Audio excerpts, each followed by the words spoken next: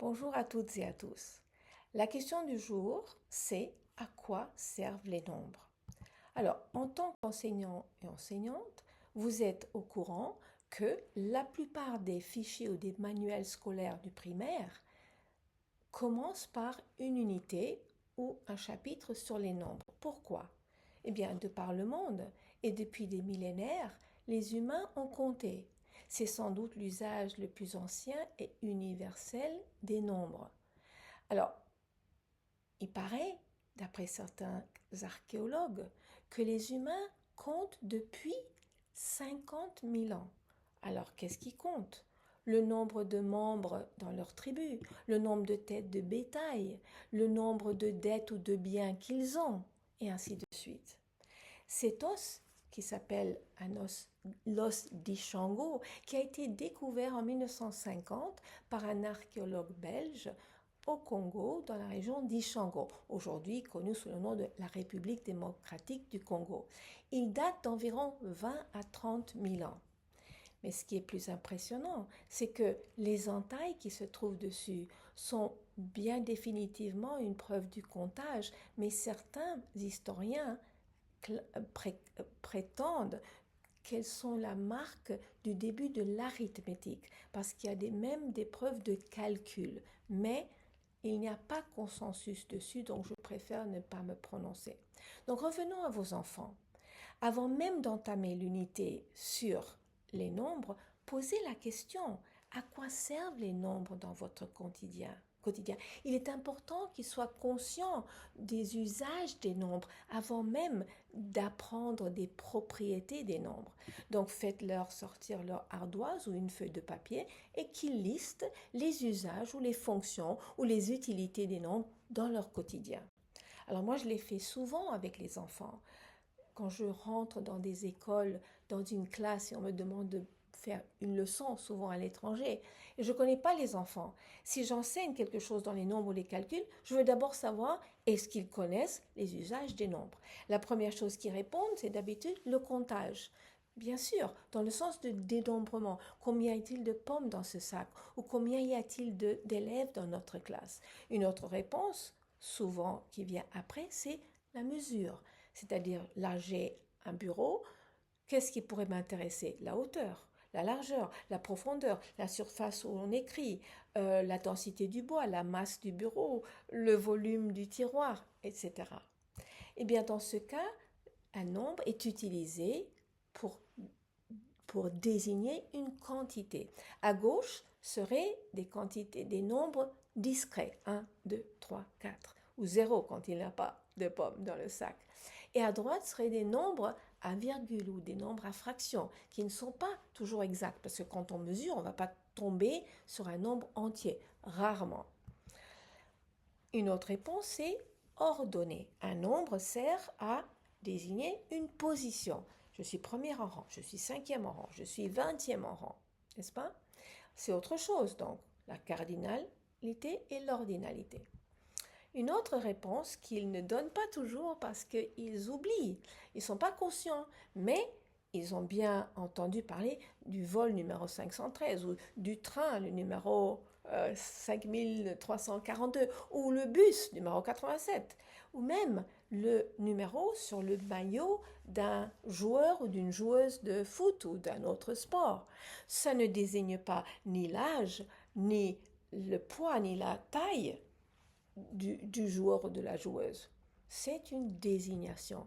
C'est comme un nom ou une étiquette. Donc voilà ce qu'ils apprennent.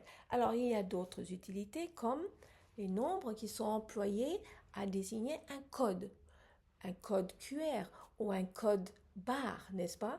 Ils les connaissent, ils les voient, mais c'est un peu plus complexe parce que ça combine des nombres et des lettres. Donc, ils ne vont pas apprendre les codes au primaire. Mais vous pouvez leur dire qu'à l'intérieur de cette image qui ont des noirs et des blancs, il y a aussi des nombres et des lettres qui sont utilisés. Ils apprendront ça plus tard. Donc, en somme, les nombres donnent du sens à notre monde. Depuis le matin où ils se lèvent jusqu'à la fin de la journée, partout, à l'école, dans la rue, au magasin, à la maison, dans la cuisine, on rencontre des nombres et le rôle, le sens de ces nombres varie. Déjà, Pythagore disait « tout est nombre ». C'était la devise de l'école pythagoricienne. Et il proclamait que les dieux avaient ordonné l'univers par les nombres. Ensuite, bien plus tard, Galilée le disait de façon plus poétique. Les nombres sont l'alphabet avec lequel Dieu a écrit l'univers. Et une autre citation très connue est celle du mathématicien allemand Kronecker qui disait « Dieu a créé les entiers, le reste, c'est l'œuvre de l'homme. » Et bien sûr, des humains, il faudrait dire. Alors, on a vu dans une autre vidéo que les mathématiques, c'est bien plus que les nombres. Mais il serait juste de dire que les nombres constituent la partie la plus évidente, la plus transparente des mathématiques.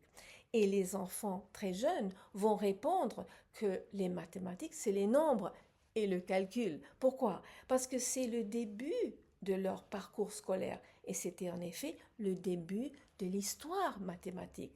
Les nombres et les formes marquèrent le début du développement des mathématiques dont on a au moins 4000 ans de traces. Alors, une fois dans les mathématiques, quand on est dans le cours de mathématiques, on peut faire plein de choses avec les nombres. On peut les représenter de façon multiple, on peut les comparer, on peut les ordonner quand on a plus que deux nombres. On peut additionner des nombres ensemble, les multiplier, les diviser, on peut les soustraire l'un de l'autre. On peut même résoudre des problèmes grâce à des nombres. Alors il y aura des unités avec les nombres, mais on a besoin de nombres partout. C'est vraiment les nombres qui donnent du sens à la vie de tous les jours. Parce qu'aujourd'hui, on vit dans un monde qui s'est fait nombre. Alors, dans les ensembles de nombres, c'est fascinant parce qu'au début de leur histoire, de leur parcours, les petits pensent qu'il n'y a que les nombres avec lesquels je compte, n'est-ce pas? 1, 2, 3, 4, 5. Et bien sûr, ils apprennent que le zéro, c'est quand j'en ai pas du tout. Mais peu à peu, l'univers des nombres va s'agrandir. Il y aura les entiers relatifs qui sont les nombres entiers positifs et négatifs. Donc on les appelle relatifs. Et après les rationnels, les irrationnels, les réels, les imaginaires, les complexes. Et la liste continue. Parce que dans l'histoire, chaque fois qu'il y a eu un besoin de nouveaux nombres, alors ils ont été créés, nommés, et on a trouvé des codes pour ces nombres. Voilà, nous arrivons à la fin de notre petit chemin pour aujourd'hui. Si ça vous a plu, je vous remercie pour votre écoute, si vous êtes avec moi encore. Abonnez-vous à ma chaîne, ça m'aidera à continuer mon travail, à vous inspirer, à vous soutenir, à vous aider le long de l'année. Je vous laisse avec quelques ressources et vous dis à la prochaine vidéo. Bonne continuation!